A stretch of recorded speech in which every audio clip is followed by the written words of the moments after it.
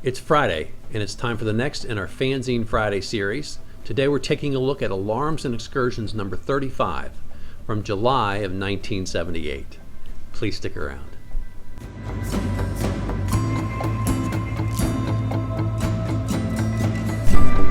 I'm AZ Mountaineer, and this is our channel, Old School Rules, where we celebrate the community of old school gamers and grognards who like classic RPGs, miniatures, magazines, and everything that goes with it. Each week on the Fanzine Friday series, we take a fanzine from my collection off the shelf for a closer look. And this week, that's Alarums and Excursions, number 35, from July of 1978. We hope you enjoyed today's video. So welcome back. If you've been watching the series on a regular basis, you know that our last video, we were looking at news from Bree. I have a couple more of those to do, but I'm taking a break. I thought I wanted to start the new year out with something special, and so I grabbed one of my Alarm and Excursion fanzines from the shelf. This is really the big one. This is, I think, the very first fanzine that I'm aware of. It comes produced by Lee Gold out of California. It started in 1975. Not only was it started early, but it's continued past basically every other fanzine ever produced. Month after month, put together, and we talk a little bit about what it means to put it together. You'll see it's quite an undertaking.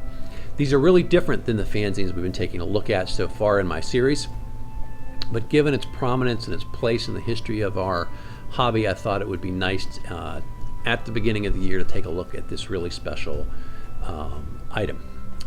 This is just a random one I took from my shelf. It's one of the earlier ones that I have. It obviously, I'm starting with 35. It starts at number 1. It goes through clear up into the 300s. So the Alarums and Excursion, and here's the cover. Let's just stop and look at that. Some really great art. It says it's Elric from the Morlock series, and I don't know that series, but I recognize a little bit of the style of the art. The artist's name is Gallery, SS Gallery on here. The cover art is really all over the place in terms of the style and the sort of professional quality of it. This one's particularly good, I think. The first thing we have in this fanzine is a little bit sort of an introductory message from Lee Gold. And she has a good sense of humor, I think. So a few words she scratches out, so a few paragraphs from the editor, and talks a little bit about what it is. So here's what's different about this, right? The ones we've been looking at, we have an individual or a couple people who are basically responsible to put this product together. That's not really how Alarums and Excursions and several of these others, sometimes called APA-DUDs, work. It has a list of contributors, and I'll show you what that looks like here in a second. Each person either sends in their photocopies for their section. Could be one page, could be 8-10 pages front and back of paper. And then, and for those who don't, and they talk in here, I don't really understand that much about typesetting, but she talks about how she can charge you a fee and typeset your material. But essentially, you ship your basically little zine to her on 8.5 by 11 paper, or she'll put it on 8.5 by 11 paper, and then she just puts them all together collated and puts a giant staple through the whole thing. And so you really sort of read like Lee's fanzine, the next one, the next one, the next one, in order. She uses some colors of paper to show you visually the change from one person to the next. So that's one of the big differences. The other big difference that I note is if you really want to get into Alarums and Excursions or the Wild Hunt or another one that's put together like this, if you can't start at the beginning, you just have to pick a place and just really start reading them and try to get them in chronological or sequential order, because there's an awful lot of each person talking about stuff that other people said in the last issue based on what they'd read at the time they typed this issue's material.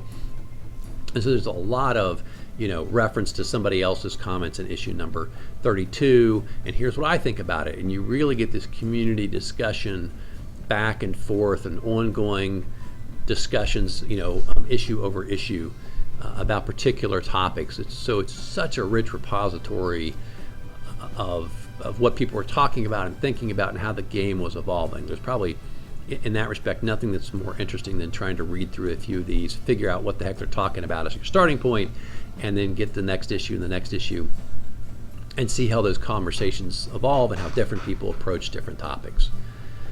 So here again, she explains a little bit about how to put it together. So here's our table of contents. I didn't retype it, but you can see each of these lines. We've got the cover, her intro, and then she starts with Lee's fanzine, which is called Tantivy, and then it just goes down the line one after another. You know, some of these people number them, so you've got several people in here. It's number 1, it's their first contribution. You've got, I think the highest number I see on here is probably number 13, someone who's, but then a lot of them aren't numbered, so I'm not sure how many times these people have sequentially turned their stuff in. And there must be 20, 25 different entries here of different people from all around different parts of the country. I think probably somewhat California-centric, but certainly that's not where all the, I saw from the East Coast, you know, entries were being mailed in here. And the way she did it, I think if you had a submission, you would get a copy of the fanzine, so you get everybody else's, so because you're part of that community. And then if you wanted to send in money, she would basically just take your $5, let's say, and use it for postage until that $5 was up, and then you'd have to send her some more money. So here's Lee's. I thought I would start with that. And so she talks about some ideas about changing a little bit about how magic users work in the game, some influence from chivalry and sorcery, and the application of the concept of scrying as a skill that you could give to them. And she talks about how she uses that mechanic in her game. So here she's got some charts, and she talks about some things she's pulled over from chivalry and sorcery, including different types of magic items, and some tables that she's put together for that, as well as what sort of tables to find out what NPCs or you know, people that you've fought with might have on them. And then she's got some comments to different people here about their comments in prior issues. Here's the next one, and again, I just want to give you a few examples of what people would send in. This one again was here to illustrate all these interactions with people. So he's referencing their fanzine and again giving a comment for each of them on something that, you know, he wanted to provide feedback, or she wanted to provide feedback on this one. And here's just an example of the first page of several of these different, really they call them fanzines within Alarums and Excursions. So you can see each of these is the beginning of somebody else's comments. An awful lot of these start off with feedback or interaction with other people. Some of them, that's all they have. Some of them have reviews. Some of them have some sort of, what I would call, new content. And we'll talk a little bit about a couple of those I just pulled out that I thought were kind of interesting. Here's the first one. This is a new character class called the Necromancer. And in this example, it's not an offshoot from the magic user, but it's actually an offshoot from the cleric. That makes some sense, right? And so he talks about, he calls them sort of anti-clerics and says that he wants them to be, in his campaign, sort of be evil clerics would be necromancers, because obviously their interaction with the dead or the undead is very different. And it's really actually pretty well done. He lays out the idea, he's got the levels in there, the skill sets that they have, spells that would be available to them. And I like this class quite a lot. You know, in my personal campaign, I'm not really adding new character classes anymore, but I'm always open to those kind of ideas to add some different flavor. Probably really good for an NPC if you've got a neutral to good based campaign. In particular, I like the idea of adding character classes that people maybe don't know about from either the rulebook or Dragon Magazine, which are the most common ways people probably know about extra character classes. And then here's another one where someone's talking about a spell system that they have, sort of a mana-based spell system. We've talked about this in some of my videos before. A lot of people didn't like Gary Gygax's system for magic users. One, because they're so weak. Well, in particular, because they're so weak and so limited, right, as well. One spell once a day, or at least till the whole party stops and rests for a few hours. So.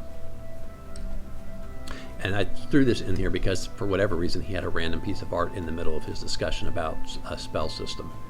There's not a lot of art here. In fact, other than the cover, I think this is about the only significant art that was in this one that I can recall. And then here's another character class. This is the Steppe Nomad, and they're clerics or shaman.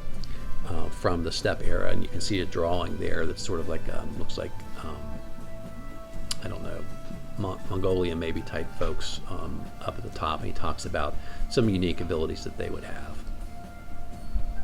So that's it. It's kind of a short video, but I wanted to talk about Alarums Excursions. It's such an important part of the history of fanzines. It has so much history about our hobby, and it's such a great microcosm to sort of learn more about what people especially if you want to get all the way back into the 70s, you got like 5 years, 6 years there of really early history to see what people were talking about. And I think lots of people, even if they didn't contribute, read this either all the time or occasionally and got input and ideas about what was going on around the country. So that's it for our Fanzine Friday here, our first of 2023. I hope everybody had a great holiday season and that you're enjoying the new year. And until next time, my friends, keep rolling 20s.